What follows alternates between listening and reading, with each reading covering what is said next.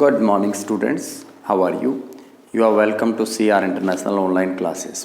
आज का आपका असाइनमेंट नंबर 2 है। ये आपका 23 अप्रैल 21 के लिए है। टॉपिक आपका रहेगा क्षेत्रीय निरंतरता और प्रतिस्थापन मॉडल। इसको इंग्लिश में कहते हैं continuity model and replacement model. तो ये क्या है कॉन्टिन्यूटी मॉडल और रिप्लेसमेंट मॉडल?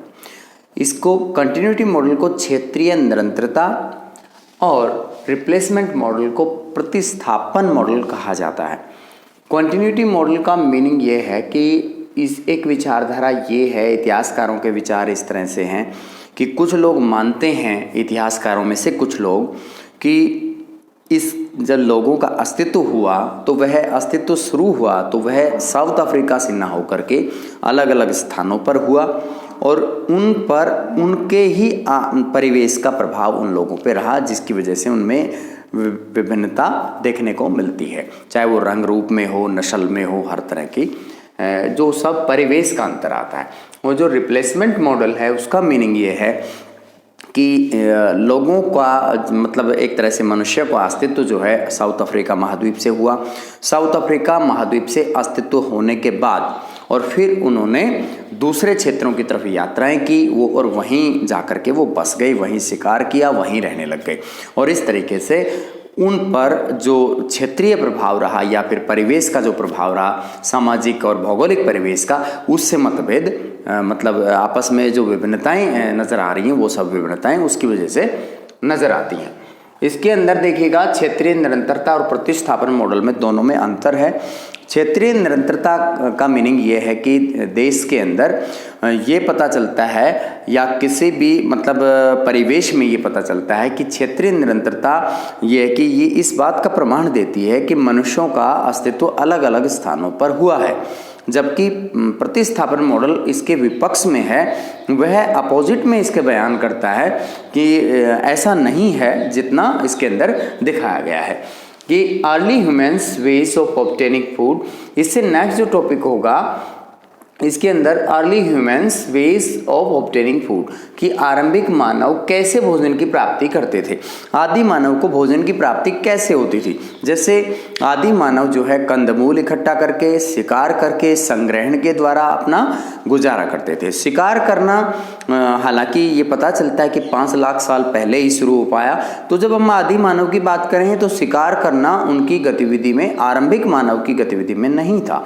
वो क्या करते थे कि दूसरे जानवरों के द्वारा शिकार किए हुए जीव से मांस खुरच करके खाते थे, पेड़ पौधों से कंद मूल इकट्ठा करके खाते थे, फल खाते थे, पत्ते, टहनियाँ वगैरह जिन भी पेड़ पौधों की खाई जा सकती थी वो खाते थे।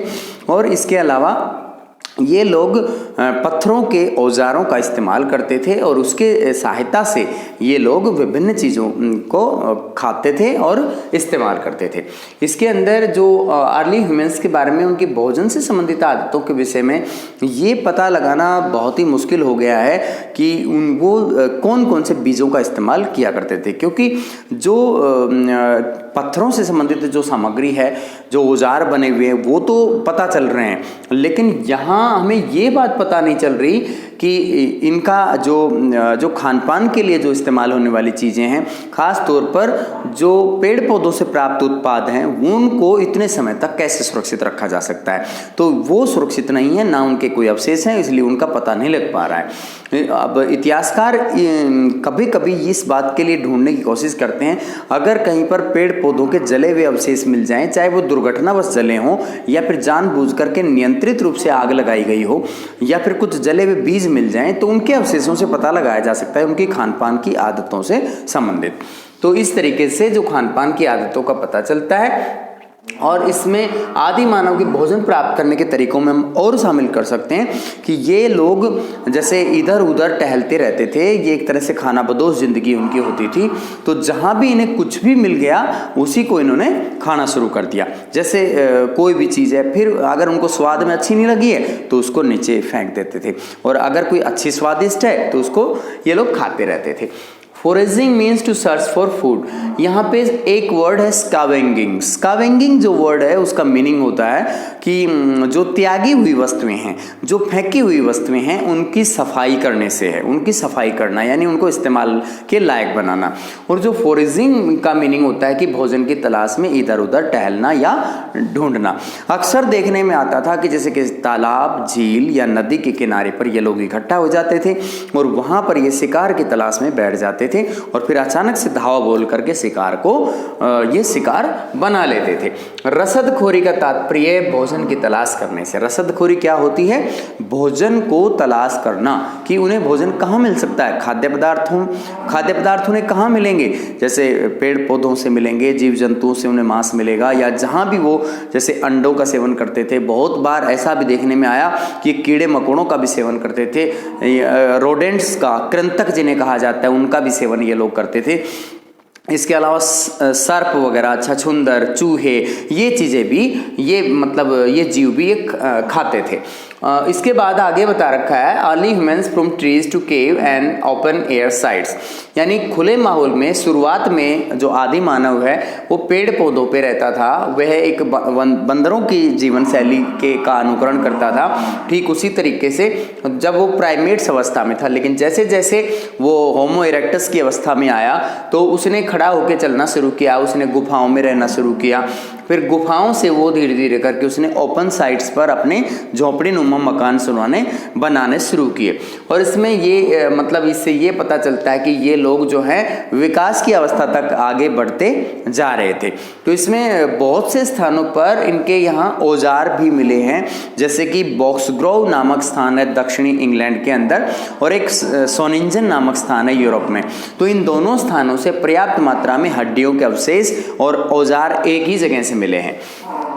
अर्ली ह्यूमन्स मेकिंग टूल्स, कि आदि मानव औजार कैसे बनाते थे। ये आदि मानव औजार बनाने के लिए पत्थरों का इस्तेमाल करते थे। पत्थरों से सल्क निकाल करके उनसे किसी से कुठार बनाते थे, किसी से जैसे कुठार एक इस रूप में यूज होता था जैसे कोई कुहाड़ा होता है लकड़ी को काटने के लिए, और जो हथौड़े की तरह इस्तेमाल करने के लिए अलग से उनका जो पत्थर होता था, और चाकू की तरह इस्तेमाल होने के लिए सल्क निकाल करके किसी भी एक पत्थर को धारदार बना लिया जाता था, जिसका इस्तेमाल ये लोग करते थे। प्रारंभिक मानव औजार निर्माण तकनीक के अंदर पंच ब्लेड टेक्निक का इस्तेमाल भी किया करते थे। पंच ब्लेड टेक्निक ये है कि इसके अंदर एक पत्थर लेकर के उस पत्थर में से धीरे धीरे करके सल्क निकालते हुए उसमें कुछ छैनी वगैरह, हथौड़ी बना लेना या फिर गंडासे बना लेना, इस तरह से पत्थरों के ही सब कुछ वो लोग बनाते थे और सल्क निकाल के करते थे, सारे को नहीं तोड़ते थे।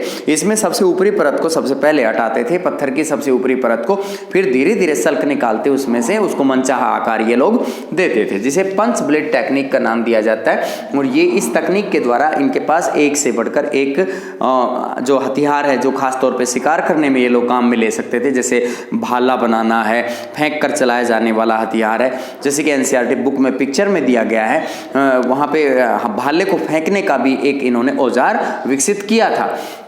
Difference between human and ape, monkey, मानव व वानर में अंतर।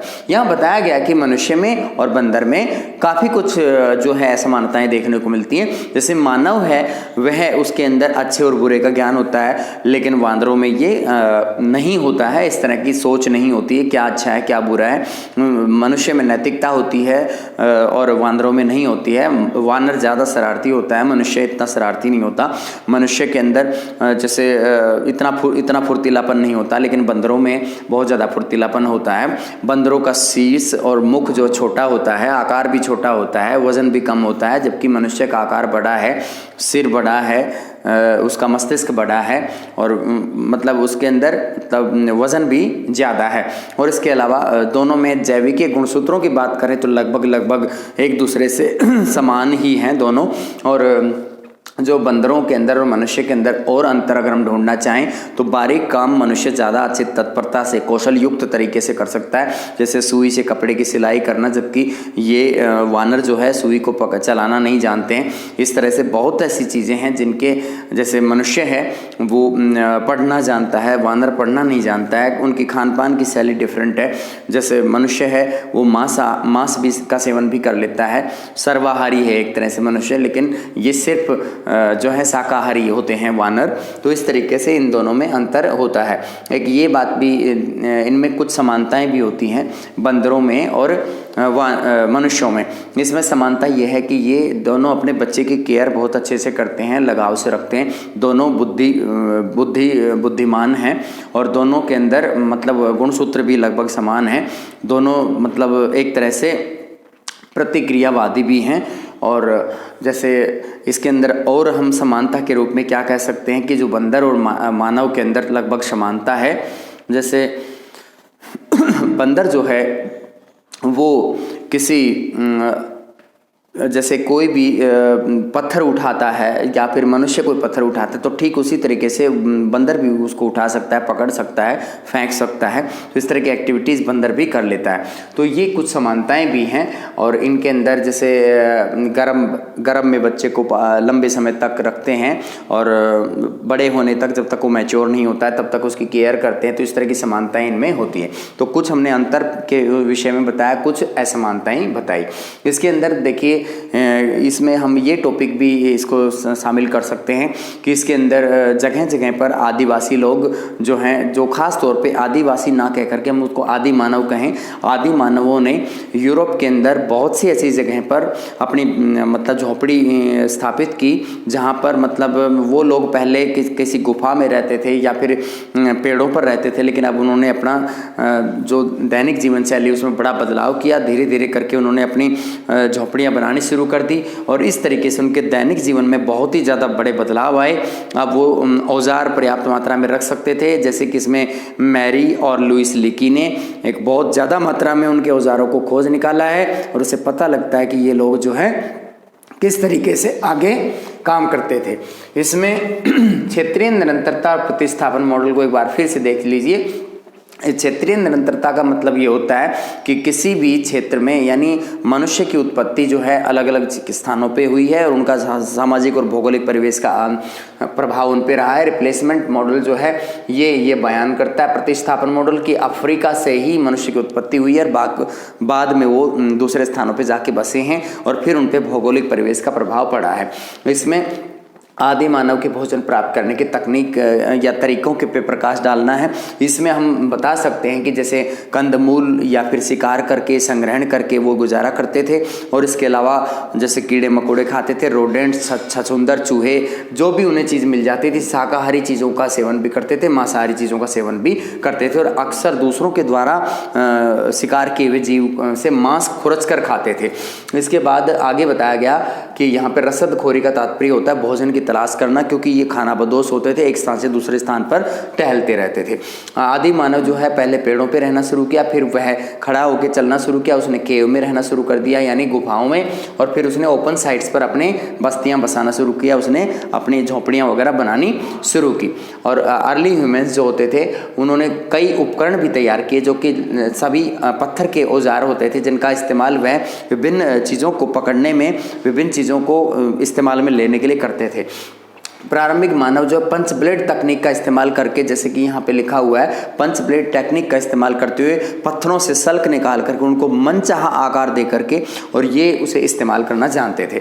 यहाँ वानरों और लंगूर या फिर मनुष्य के अंदर बड़ा अंतर दिखाया गया है और इनमें समानता का जिक्र किया गया है। इसमें जो अंतर है खासतौर पर इनकी जैविकीय बनावट को लेकर के, दोनों की जैविकीय बनावट मतलब दिखने में तो मतलब आकार तो मनुष्य का बड़ा है, लेकिन दिखने में लगभग चीज़ें इनमें समान हैं। हाँ, एक अंतर है इनमें जैविकीय बनावट में कि बंदरों में पूंछ होती है और मनुष्यों में पूंछ नहीं होती है। और जैसे मस्तिष्क का आकार या सिर का आकार जो है छोटा होता है बानर का, लेकिन मनुष्य का आकार बड़ा होता है। और इस तरह से ये आपका टॉपिक जो है ये क्षेत्रीय निरंतरता और प्रतिस्थापन मॉडल असाइनमेंट नंबर 2 23 अप्रैल 21 के लिए ये कंप्लीट होता है। Thank you.